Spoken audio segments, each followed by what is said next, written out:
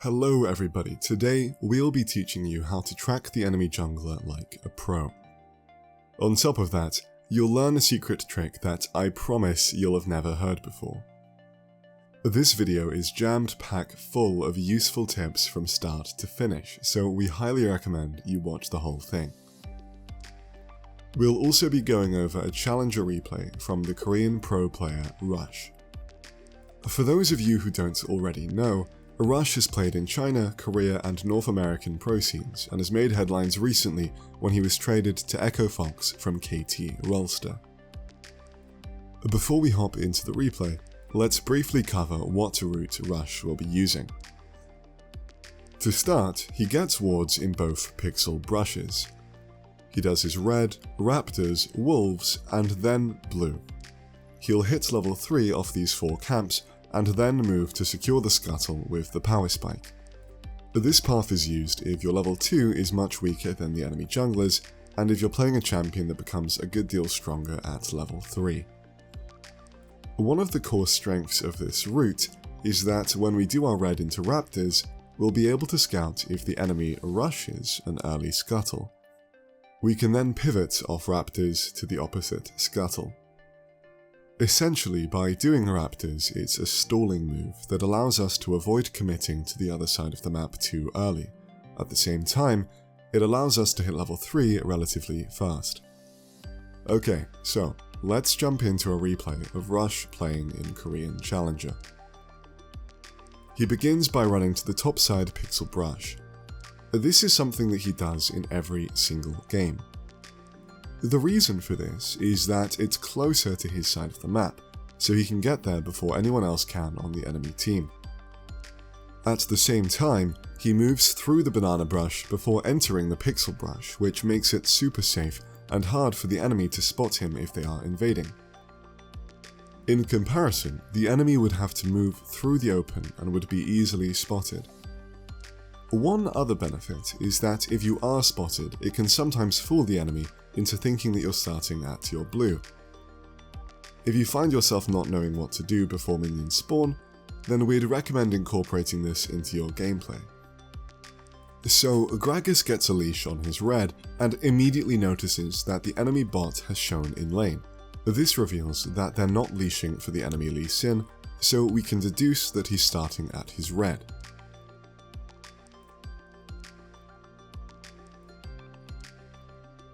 The Gragas then moves to his raptors. Let's pause briefly, as this is the first timing all junglers should be aware of. From 1 minute 50 to 1 minute 55 is when you should see the enemy jungler in your pixel brush if he was doing red into scuttle. However, as many of you have pointed out in previous videos, the enemy can also move through the top lane tri-brush, or if they have a dash, jump over the wall, allowing them to sneak the scuttle and avoid your ward. But there's actually a secret trick to spotting this that not even a lot of pro players know about. So when a scuttle spawns, it always moves toward the mid lane before walking back. This happens from 2 minutes to 2:05. If an enemy tries to sneakily avoid your wards and kills the scuttle in the fog of war, then you can actually know this since the scuttle won't appear in your ward at this time. Additionally, the scuttle will then reappear at the 2:18 to 2:28 mark. Once again, if we don't see the scuttle in our ward at this time, then we know it's being killed. This is how you can spot an enemy trying to sneak a rift scuttle. Okay, great. Now let's go back to the replay. Rush has finished his raptors and is moving towards his blue side. A lot of people wonder what goes through a pro player's mind. I want to take a moment to show you exactly what Rush would be thinking about. He knows that Lee Sin started red buff, and from this he knows there's 4 possible routes that Lee Sin could be doing. The first one is red into scuttle. However, Rush knows that Lee Sin isn't doing this path since he never showed in the pixel brush ward and by using the scuttle trick mentioned earlier. At the same time, Jax has been overextended and would have likely been ganked by now, so we can cross that one off the list. The second one is red into raptors into scuttle. We know that Lee Sin isn't doing this route either, as he would have shown in the pixel brush ward by the 2:15 timing. so we can cross that one off as well.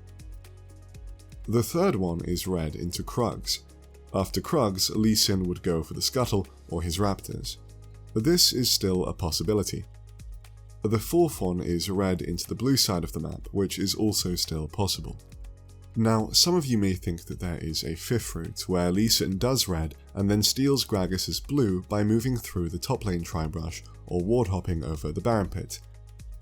This is a possibility, but it isn't as strong of an option for Lee Sin as you might think. Lee Sin will be spending a lot of time walking from red to Gragas's blue buff. In the meantime, Gragas will be farming his camps one by one very efficiently. After Lee Sin steals the blue, he'll want to secure the Scuttle to deny it from Gragas. However, Gragas will be in a position to contest, and it's unlikely that Lee Sin will have priority in his top lane, since his top had to give him a leash. And even if Lee Sin does secure his Scuttle, he then has all of his camps up. If he were to move to his blue side, then he leaves his Raptors and Krugs open to being stolen by Gragas. If he spends time clearing his Raptors before he goes to his blue, then that can give Gragas enough time to clear his Wolves, Gromp and hit level 3.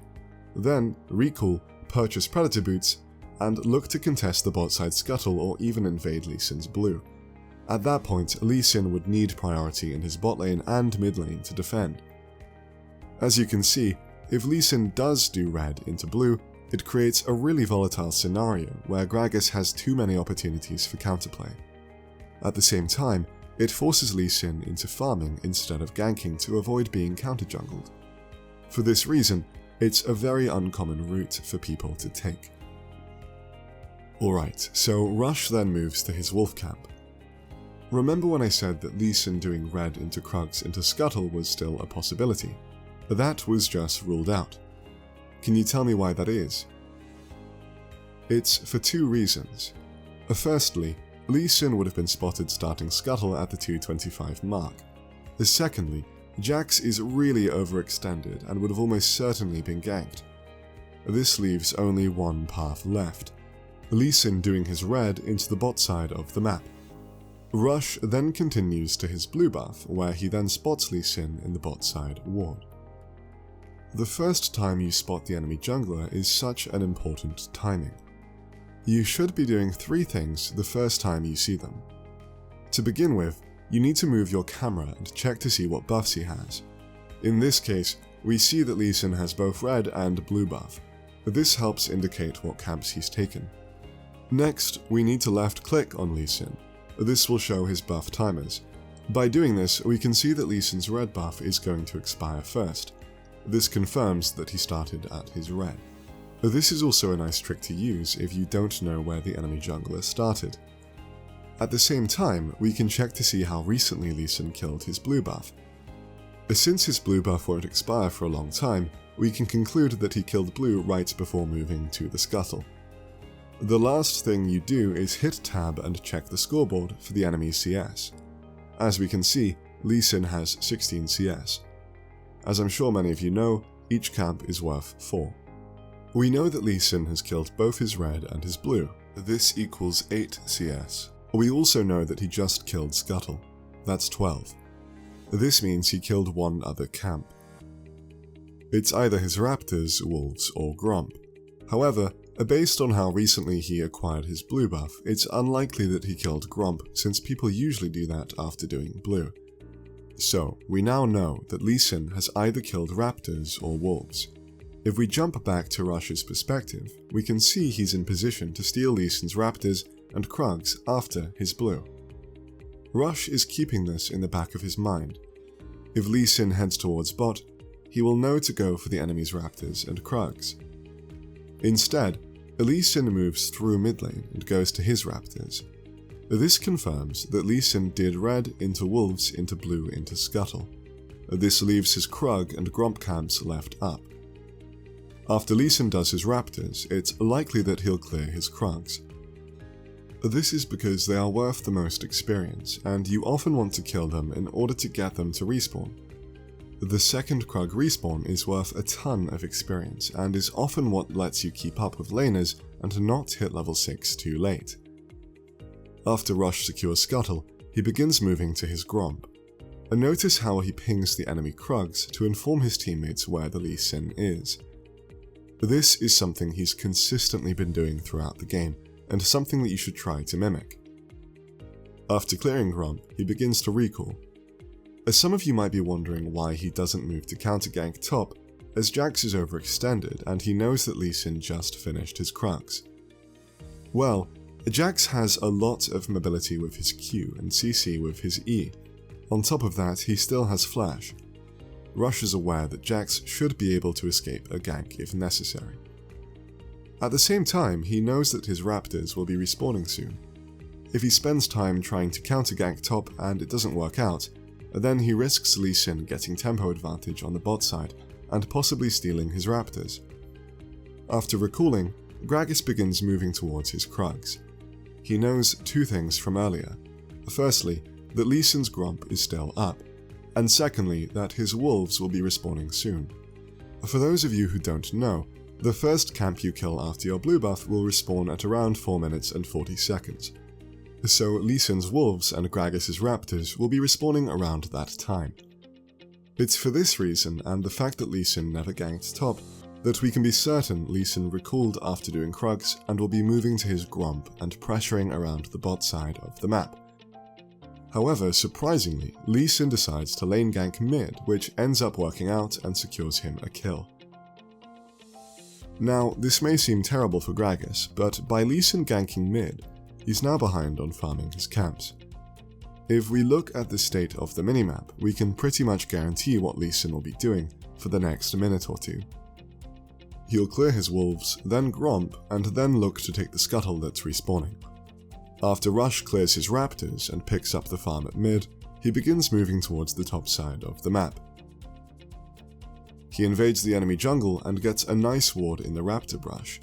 He's safe to invade at this time because he knows from earlier that Lee Sin has to be clearing his bot side camps. This sets up an amazing tactic that every jungler should be aware of.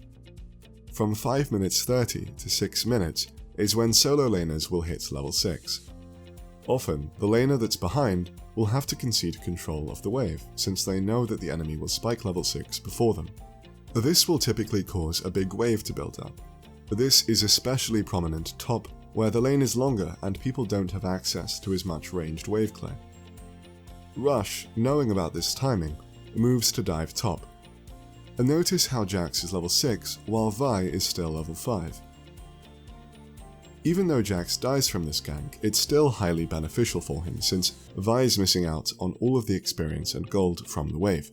He then does something that's extremely high level. Almost every other person would have cleared the remainder of these minions. However, if he does that, it will clean reset the next wave to be in the center of the lane. If he leaves the wave as it is, it will begin slow pushing back towards Jax. Since Vi doesn't have teleport available and is already behind, this will result in denying further gold and experience, possibly letting Jax set up a freeze and putting Vi in an exposed and disadvantaged position. He then moves towards mid in an attempt to help Irelia. At the same time, since he's tracked Lee Sin's route, he knows that his Raptors will be spawning soon. He steals them and leaves one up so they don't respawn.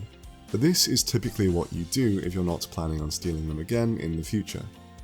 If Gragas was further ahead and Lee Sin was further behind, then he could full clear the camp to get a timer on it and reinvade on the respawn.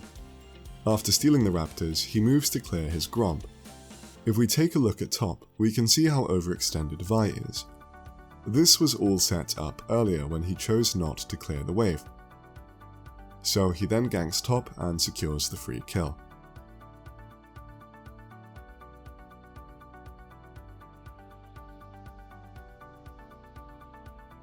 Afterwards, he escapes with Jax from the incoming Lissandra and Lee Sin.